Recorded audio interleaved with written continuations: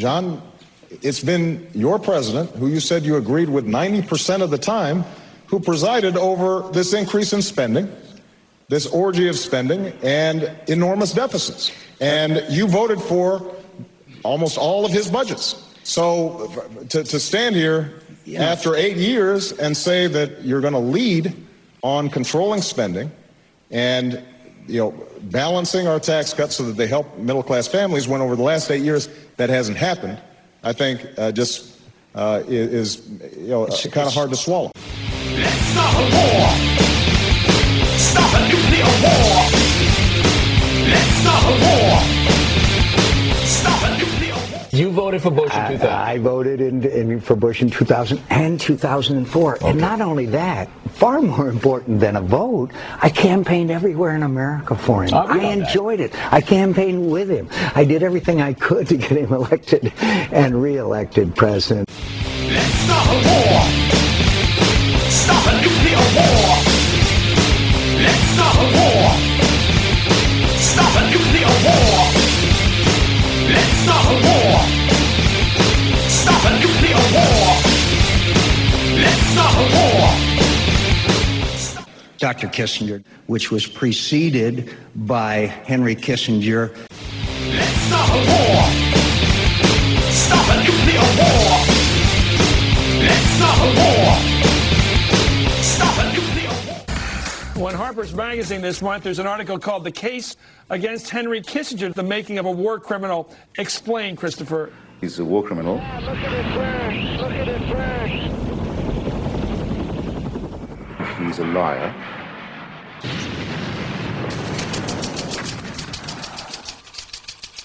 He's responsible for kidnapping, for murder. My own view is that if we held Henry Kissinger to the standards we have begun to hold other leaders, other policymakers, and the standards to which we held policymakers in Germany and in Japan after World War II, yes, Kissinger ought to be the subject of an international tribunal, ought to be the subject of a legal process in the United States and elsewhere. By the way, my friend Dr. Kissinger, who's been my friend for 35 years, I've known him for 35 years.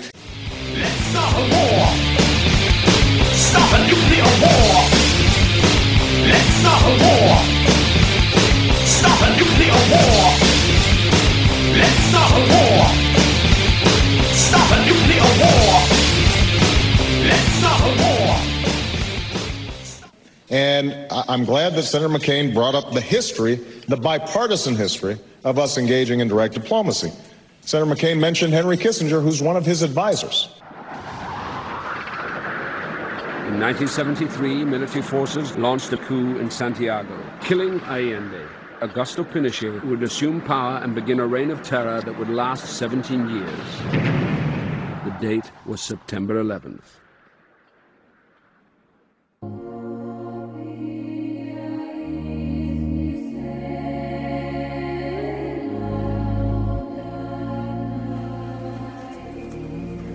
Well, if I ask myself why I began my investigation into Henry Kissinger, when I realized that he was a frightened man, because I became aware that he was personally frightened by the consequences of the arrest of General Pinochet. When the news of that hit, he instantly thought, could I be next? Good evening. The former dictator of Chile, General Augusto Pinochet, has been arrested by police in London. The 82-year-old general is being held at the request of the authorities in Spain, who accuse him of the murder of Spanish citizens when he was in power. In 1998, the front page of the New York Times announced that in cooperation with the case against General Pinochet, the U.S. government would release classified documents revealing American involvement in killings and torture in Chile. Kissinger may have received the news with some concern, as suggested by a phone call with his publisher, Michael Korda.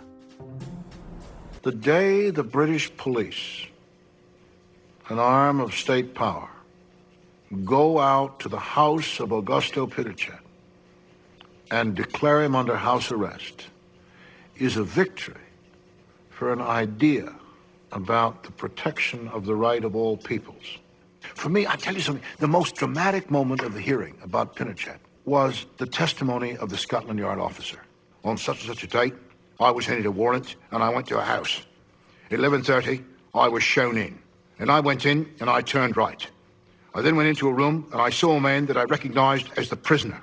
Prisoner, isn't that a great room? The prisoner. And I walked up to him and he stood. And I said, Augusto Pinochet Ugarte, I arrest you, sir, for the crimes of conspiracy and torture. And I tell you, I thought, busted. Kissinger's critics charged that his worldview blinded him to the human cost of the Cold War.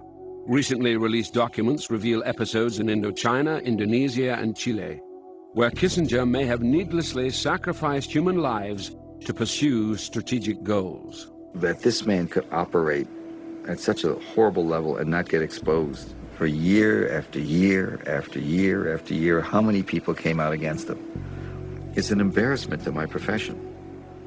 I gotta tell you, the dark side of Henry Kissinger is very, very dark.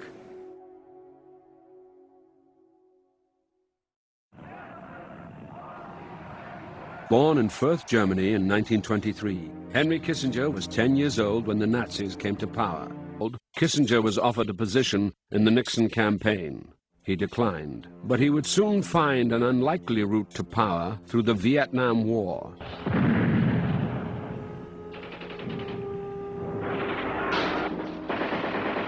No account of the Indochina Wars is complete without the name of Henry Kissinger. It's one of those occasions where the will to power of an individual really counts as a historical fact. By 1968, Kissinger had visited Vietnam 3 times and had become an advisor to the Johnson administration. His impression was that the war was unwinnable, but that a withdrawal of U.S. forces would damage American credibility. Accordingly, I shall not seek. To devote his full attention to finding peace in Vietnam, President Johnson decided not to run for re-election in 1968. As your president. Johnson's withdrawal left Vice President Hubert Humphrey to face Richard Nixon. Nixon promised that if elected, he would bring an honorable and just end to the war. I would not use atomic weapons in Vietnam. I would not invade North Vietnam.